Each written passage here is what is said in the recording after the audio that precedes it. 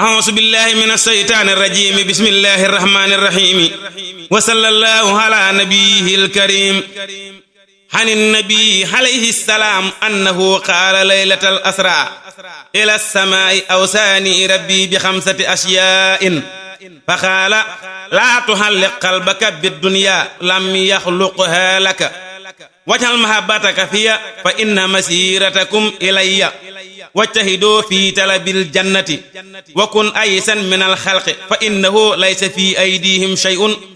ودم على التهجد فإن النصرة مع قيام الليل njaccaara ngi silmaxa ngi gàddu seeni fetal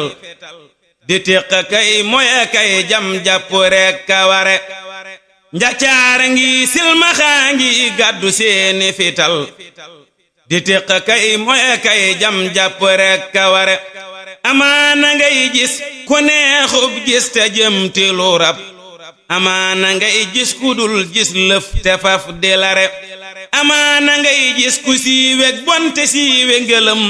te xam ni buy dee di dem firdawsi gën ñu bari xalaase bii buura sañ loo gis te moo mën a def loo dégg yàlla nanu may nun ñépp mbég mu bari du jëf du xam-xam du baay ak ndey nu sukkandikoo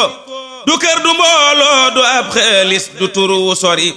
sëriñ bi ak suturaam ak yërmande ma waral nuy seenu muccaku yiw ndax moo di kay defare ak yërmande yàlla ak yonnen ba ak ñañu fal falu ngërëm guñu dul wàññeeke jéema firi nun ñépp yàlla na nu gën nit ñépp fab sutu fan nit ñépp fab gën a woomal ñépp baaxi fere nun ñépp yàlla na nu am xam-xam bu am ba njariñ ak jëf ju am janjariñ jaytee lorooka lore sunu mujj ak sunu digg ak yàlla yal na rafet ñu far musal nu ci ibliis ak lu dee si tere te yal na nuy doy ak ay doy loo ka am lu nu doy di jëm ci yàlla ak dëddug mooy di def lanu war